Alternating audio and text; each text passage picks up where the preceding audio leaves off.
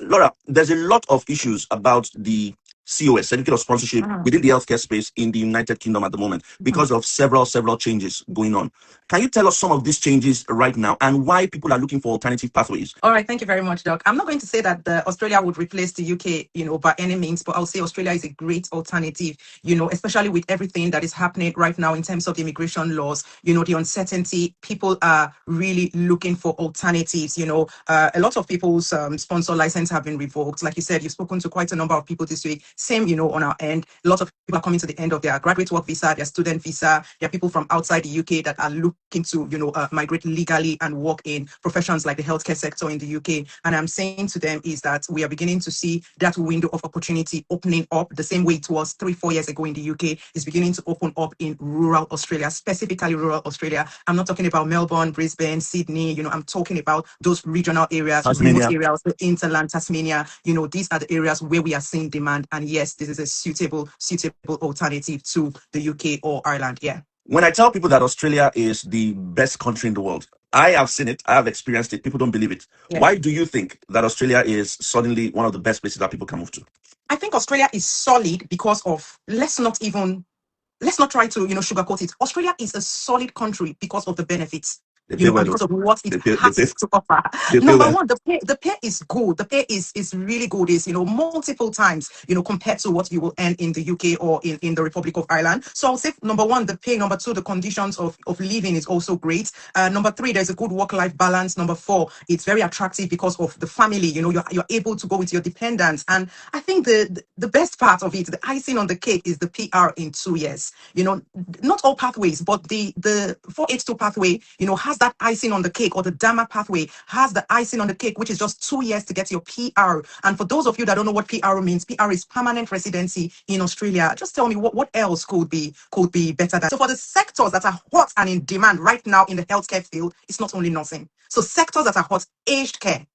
And aged care, I'm going to talk about disability support and community care. So community care is very hot right now, especially in the rural areas. Lots of people living in the rural areas want to remain independent in their own home. I've always talked about the baby boomers. The baby boomers are getting to their 70s, their 80s, and their 90s now, and there is such a huge aging population in rural Australia. The baby boomers, those are the elderly people, they are migrating from the cities, the urban areas, and they are going to areas like Tasmania. They are going back to their roots, okay? And they want to remain independent in their own homes. So home care or community care is an area where we are seeing a lot of demand for aged care workers, elderly care workers. So if you are able to work independently and you are willing to work from home to home, providing care for people in their own home, then that's a secret gold mine as we speak in 2026 in rural Australia.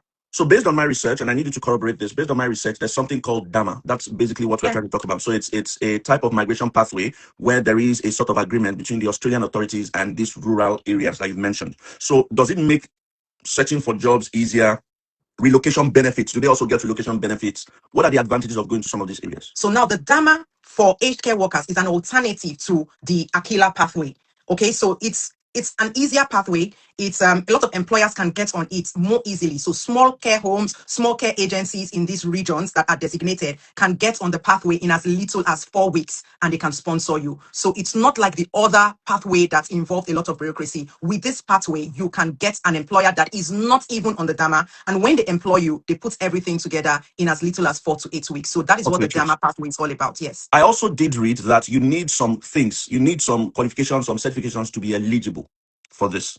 Absolutely, yes. So that's one thing I think Australia is quite different from, certain other countries. In Australia, the healthcare profession is a regulated profession. So before you can get to work as an aged care worker, or as a personal support worker, or as a nurse assistant in Australia or in rural Australia, you need to get a positive skills assessment. So even before you can qualify for the visa, you need a positive skills assessment. And to get a positive skills assessment, you need to have certain qualifications. And one is a qualification, a diploma called the AQF Level 3 certificate in care.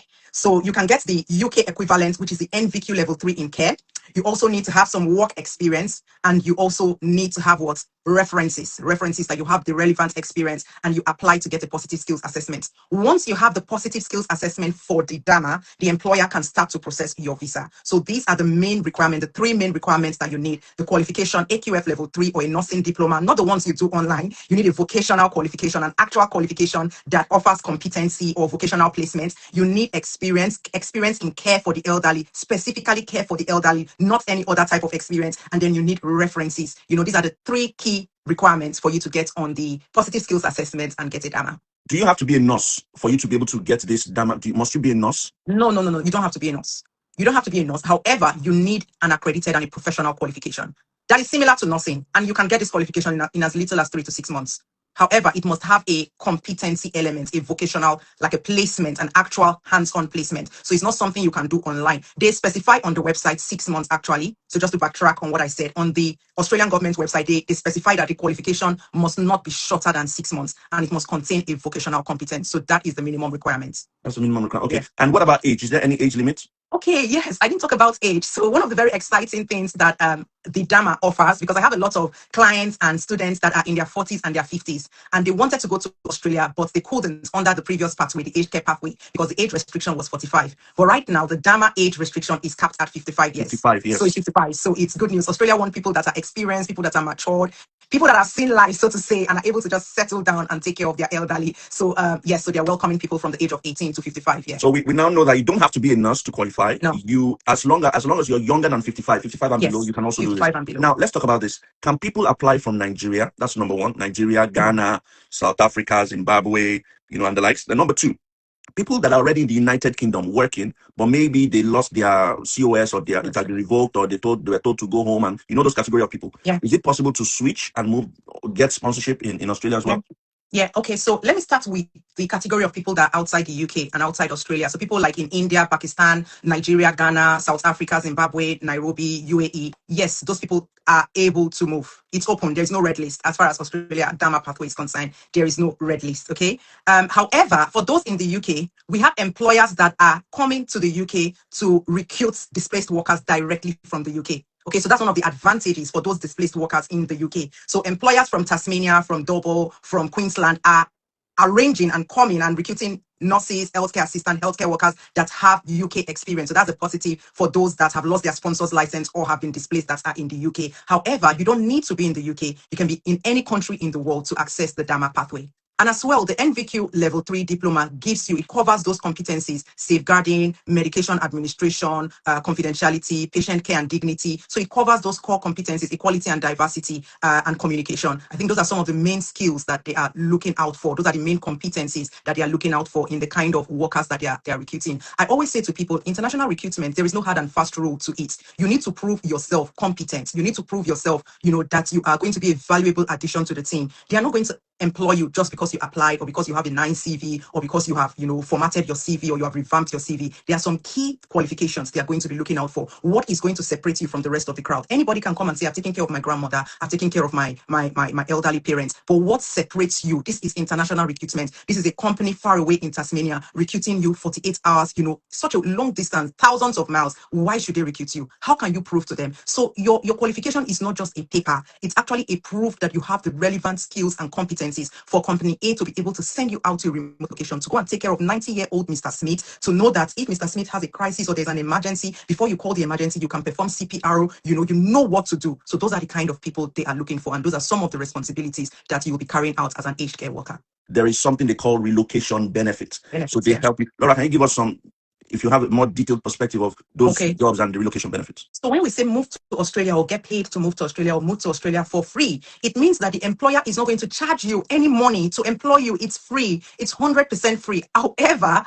you are going to equip yourself. You're going to be that candidate that the employer wants. So you're not paying anybody for a visa sponsorship. You're not paying anybody to get the job. You are not paying anybody literally, to say, okay, I'm going to give you XYZ amount and give me the job. No, the job is free. However, you're going to even get paid by the employer. Lots of employers, if you are the right candidate, lots of employers will pay your visa fee. They will pay your tickets. They will give you like accommodation for a couple of weeks or months, depending on the employers. And there are lots of benefits and incentives, relocation bonus, relocation package, which I can share with you when I go live on Zoom. We just cannot share on Instagram, but I can show you these things so that you see for yourself. However, the question you're going to ask yourself is, are you the candidate of choice? Are you the candidate that an employer would want to spend 20,000 Australian dollars to fly you all the way from the UK or from, Lagos, Nigeria to come and work for them? Are you the candidate? Do you have the skills? Do you have the competencies? Do you have what the employer is looking for? You're not just going to do that for anybody. So what you need to pay for is to get the qualifications, is to get the skills, is to equip yourself to be that candidate of choice. So that is what you have to pay for. You have to invest in yourself. It's an investment. Nobody's going to do that for you, okay? Someone was saying to me that she doesn't have money to invest in herself in a certificate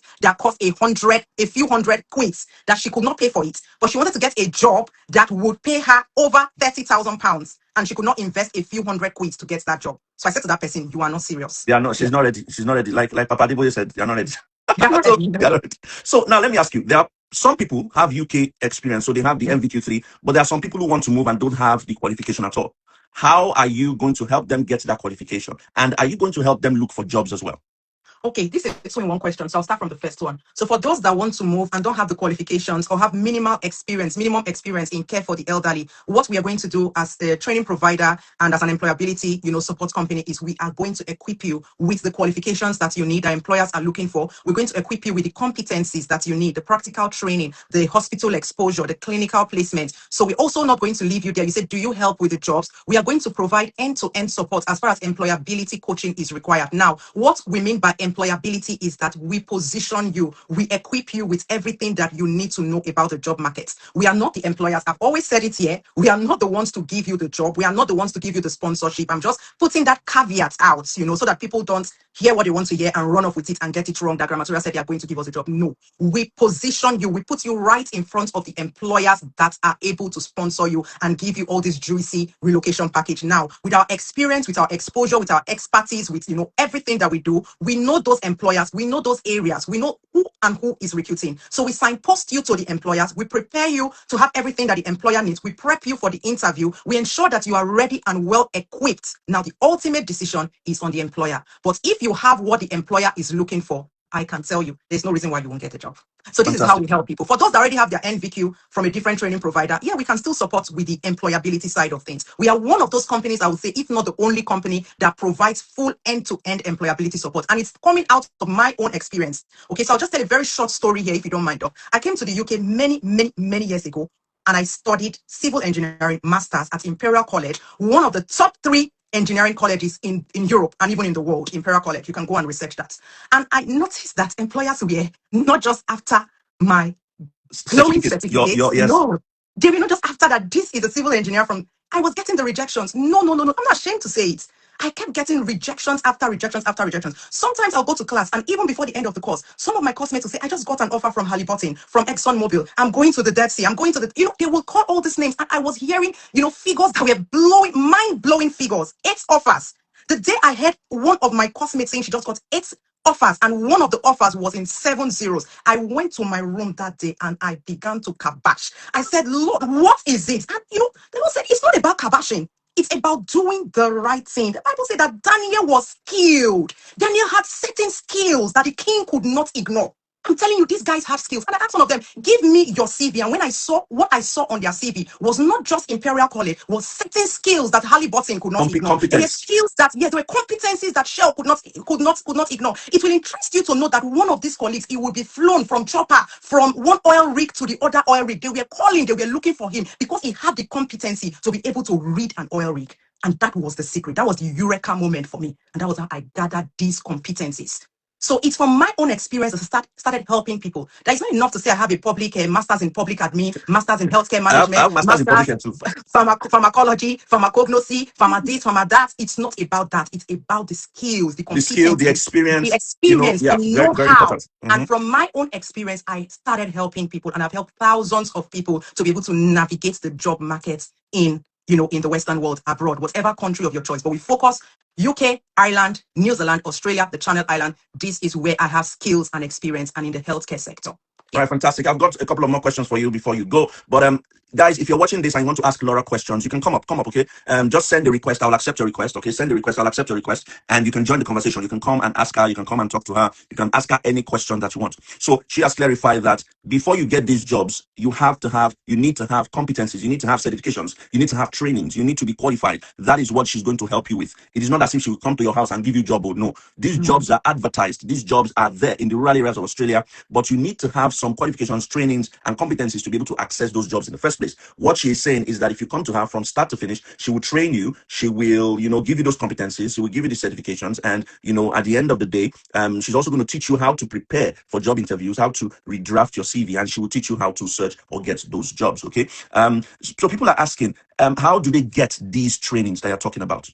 Okay, so how you can get the trainings is to send us a DM. We have one of our trainings that is coming up, I think, in about 2 weeks' time, 2 weeks from now. It's called the Non-RQF Level 3 Diploma in Health and Social Care. This is a UK accredited qualification. It's endorsed by an Ofqual regulated awarding body. This is a qualification that is so robust. It contains the competencies that employers, the skills and competencies that employers in Australia, in rural Australia, are looking for. And this is a qualification that will give you not just the theoretical knowledge, but the practical knowledge and the competencies to work as a healthcare worker, aged care worker, and a support worker in Australia. So we are currently taking enrollment for this qualification. And as part of this non-RQF course, we're also going to give you the 360 ability coaching and support. So if you're interested, you can reach out to us by DM on Grammartorial Education or Grammartorial. You can send us a DM or send us an email at info@grammartorial.com, and we'll send you the relevant links to register and join this qualification. Fantastic. Thank you. Sue, we can't see you. Why can't we see you? You are here to talk. Why can't we see you? Oh, I was in the deck. I'll be back. Oh, you don't have lights? Yeah. No, I do have, but I didn't expect. Can you hear me? Yes, we can hear you. Go ahead with your question. It would have been better to see your face. It would have been better to see your face. Oh, go ahead with your question. Yeah. My question was, if you want to do the training, does it have to be physical? Is it online? Because I'm in Zambia. Okay. You're watching us from Zambia. Fantastic. Yes. Okay. Yeah, so we have learners from different parts of the world, from all over the world, and you can join certainly from Zambia. The theoretical aspect is taken online via our LMS platform, and the practical element has to be undertaken in a care setting, a care home or a hospital in Zambia. So what we do is that when you enroll on the course, we're going to give you a letter of support or a letter of introduction, and you take it to care homes, hospitals around your area to get a standard care home or a care setting where you will do the practical elements. So everything will be discussed with you, and you definitely can do the course from Zambia. All right, thank you. So I'll send you an email, and then we can go from there. Thank you very much. Absolutely. I also have a Zoom live that is happening straight after this meeting. So if you check my story, you will see a link to join the Zoom live, and then we can discuss, we can take it further from there as well. All right, I'll do that. Thank you very much. Okay. All right, thank you. Guys, if you want to join, thank you very much for joining from Zambia, Sue. Yeah, thank you so much. So, guys, if you have any questions that you want to ask Laura, you can come up and ask your question. Just send the request. I'll accept you. People are still asking, can I join from Nigeria? Can I join from United Arab Emirates? Somebody's saying that they are in China. Can they do this training as well? What's your response to that? Yes, you can do this training. Which country? China, Nigeria, United Arab Emirates. The thing about China, the honest truth about China is, can you find a place to do the practicals in China? That is the thing. Can you get a practical in China? So the condition, I'm not going to tell you that you can do it from any country, but the condition is that you need to be able to get a place to either volunteer or do an internship and do the practicals. So like I said, someone is saying that, they want to be able to apply for the positive skills assessment. Come and join on Zoom and you will see for yourself. All right. Join on Zoom and you will see for yourself how to apply for the positive skills assessment and how you can get the positive skills assessment. So that is just what I would say about that. Yeah. Okay, so let's assume someone comes to you now, wants to start from scratch till, they're interested in Australia, they want to start from scratch. What's the time frame usually like? Okay, to get the certification?